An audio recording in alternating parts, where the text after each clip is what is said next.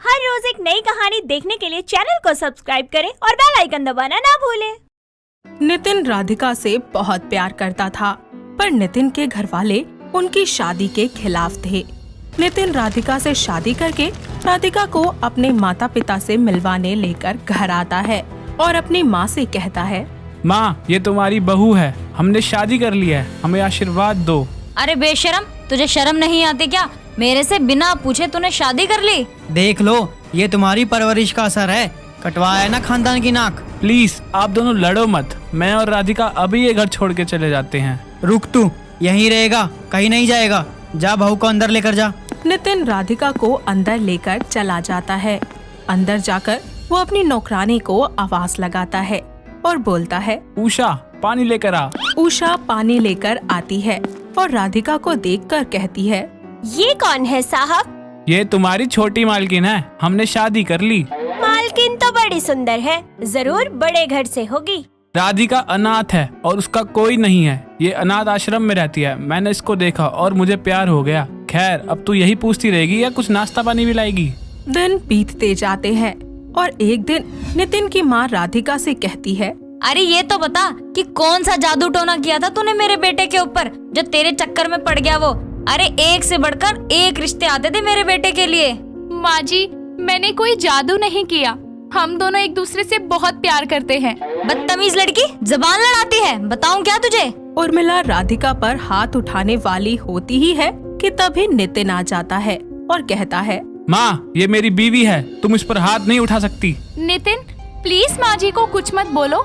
अरे देखा इसे, अरे घर में आए हुए 4 दिन नहीं हुए और महारानी ने लड़ाई शुरू करवा दी। माँ चुप हो जाओ, वरना मैं ये घर छोड़कर चला जाऊंगा। तू कहता है ना बेटा, तो मैं चुप हो जाती हूँ, लेकिन अगर मेरा बस चले ना तो इस लड़की को रातों रात तेरी जिंदगी से गायब कर दूं मैं। दिन बीतते जाते हैं और एक दिन घर की डोर बेल बजती है। सुंदर दरवाजा खोलता है और सामने लक्ष्मी चंद खड़ा होता है, जो कि सुंदर का बचपन का दोस्त था। अरे वाह लक्ष्मी, बड़े दिनों के बाद आना हुआ। वो सब छोड़, मुझे सुनने में ये आया है कि तूने अपने बेटे की शादी किसी भिखारन से करवा दी। मैंने नहीं करवाई यार, उन्होंने भाग के की है। चल छोड़, तुझे उसके हाथों की चाय पिलवाता हूँ। सुंदर राधिका को आवाज लगाता है और चाय लाने के लिए बोल देता है। कुछ ही देर के बाद राधिका चाय लेकर आती है, जिसे देखकर लक्ष्मी कहता है, तेरे बेटे ने जल्दबाजी कर दी। अगर मेरी बेटी से शादी करता तो मैं भर भर के सोना देता दहेज में। अब क्या कर सकते हैं, जब मेरे बेटे के नसीब ही खोटे थे तो मैं तो सोच रहा हूँ कि नौकरानी को छुट्टी दे दूँ। अब एक पक्की नौकरानी जो आ गई है। राधिका चाय रखकर वहाँ से चली जाती है, जिसके बाद लक्ष्मी सुंदर से बोलता है, तू क्यों झेल रहा है इस भिखारन को, भगा क्यों नहीं देता? मेरा बस चले तो मैं इसको रातों रात शहर के बाहर फेंक दूं, पर बेटे के आगे मजबूर हूँ ना। नितिन ये बातें सुन लेता है और वहाँ आकर सुंदर से बोलता है, फेंक दो, पर ये बात याद रखना, 2 लोगों को फेंकना पड़ेगा। ये सुनकर सुंदर और लक्ष्मी दोनों ही चुप हो जाते हैं। कुछ ही दिन के बाद नितिन को किसी काम से 1 हफ्ते के लिए घर से बाहर जाना पड़ता है और वो राधिका से बोलता है, राधिका, मैं कुछ दिन के लिए बाहर जा रहा हूँ, अपना ख्याल रखना। काश तुम्हारे घर वाले होते तो तुम्हें उनके पास छोड़ देता। क्या ये मेरा घर नहीं है? तुम जाओ यार, मैं सब संभाल लूंगी। नितिन अपने काम से 1 हफ्ते के लिए चला जाता है और 1 हफ्ते बाद जब वो वापस लौटता है तो देखता है कि राधिका घर पर नहीं है और फिर वो अपनी माँ से कहता है, माँ, राधिका कहाँ है? दिख नहीं रही। 1 हफ्ते में उसने मेरा एक कॉल भी नहीं उठाया और ना ही कभी कॉल किया। अरे अब तुझे क्या बताऊं, तेरे जाते ही रातों रात वो भाग गई। माँ, ऐसा कुछ नहीं है, क्या बकवास कर रहे हो ये? पापा को बुलाओ, पापा कहाँ है? पापा, पापा। क्या है, क्यों चिल्ला रहा है? पापा चुपचाप बताओ राधिका कहाँ है, वरना मुझसे बुरा कोई नहीं होगा। मुझ पर क्या चिल्ला रहा है?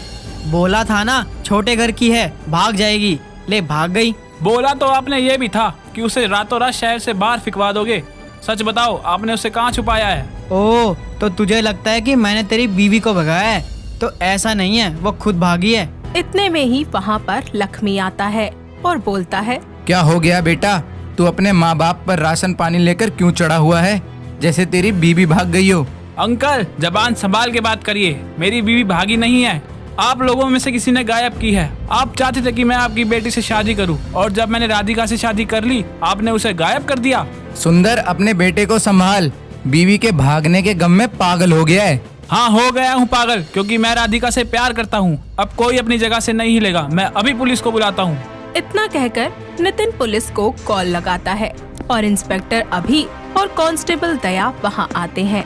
थोड़ी देर के बाद नौकरानी उषा उनके लिए चाय पानी लेकर आती है, जिसके बाद नितिन उनको सारी बातें बता देता है। इंस्पेक्टर साहब, मेरी माँ राधिका को रातों रात भगा देना चाहती थी और मेरे पिता ये चाहते थे कि वो उसे रातों रात शहर से बाहर फेंक दे, और ये लक्ष्मीचंद अपनी बेटी की शादी मुझसे करवाना चाहता था। अरे मुझे क्यों फंसा रहा है? अच्छा हुआ तू मेरा दामाद नहीं बना, वरना तू मुझे जेल भिजवा देता। बस करो तुम दोनों, मुझे राधिका के कमरे की तलाशी लेने दो। इंस्पेक्टर राधिका के कमरे की तलाशी लेता है और देखता है कि खिड़की आधी खुली हुई है और एक कपड़ा फंस के फटा हुआ है।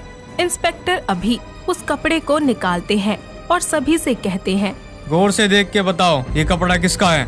अरे उर्मिला, ये तो तुम्हारी साड़ी का कपड़ा है ना? पर ये साड़ी तो मैंने कुछ महीने पहले उषा को दिया था पहनने के लिए। उषा बहुत ज्यादा घबरा जाती है। तभी इंस्पेक्टर उसे हथकड़ी लगा देता है, जिसके बाद इंस्पेक्टर अभी, नितिन, उषा और कांस्टेबल दया उषा की खोली की तलाशी लेने के लिए वहां पर जाते हैं। उषा की खोली के दरवाजे पर ताला लगा होता है, पर अंदर से किसी की धीमी धीमी आवाजें आ रही होती हैं। ऐसे में इंस्पेक्टर अभी दया से कहते हैं, कुछ तो गड़बड़ है दया, तोड़ दो ये दरवाजा। दया दरवाजा तोड़ देता है और फिर वो लोग देखते हैं कि राधिका एक चेयर से बंधी हुई है। नितिन दौड़ा दौड़ा उसके पास जाता है और उसे खोल देता है। तभी इंस्पेक्टर अभी बोलते हैं, अब साफ साफ बता दो उषा, तुमने ये सब क्यों किया? मैं साहब को बहुत सालों से प्यार करती हूँ, लेकिन मैं कभी इनकी बराबरी नहीं कर सकती थी। ये बात मैं बहुत अच्छे से जानती थी, लेकिन एक दिन अचानक साहब ने राधिका से शादी कर ली और बस फिर क्या था, मुझे गुस्सा आ गया। मैंने ठान लिया कि मैं राधिका को अपने रास्ते से हटाकर ही दम लूंगी, और अगर ये एक अनाथ से शादी कर सकते हैं तो मुझ गरीब से क्यों नहीं। बस फिर क्या था, मैंने राधिका को एक रात बेहोश किया और उसे खिड़की से बाहर लटका दिया, लेकिन जल्दबाजी में उस खिड़की के कील से मेरी साड़ी अटक गई और मेरा सच सबके सामने आ गया। पता है इसमें और तुम में क्या फर्क है? ये साजिशें नहीं रचती। मैंने बोला था ना माँ पापा, मेरी बीबी नहीं भागी। सुंदर और उर्मिला को अपनी गलती का एहसास होता है, जिसके बाद वो लोग नितिन और राधिका से माफी मांगते हैं और राधिका को अपनी बहू के रूप में स्वीकार कर लेते हैं।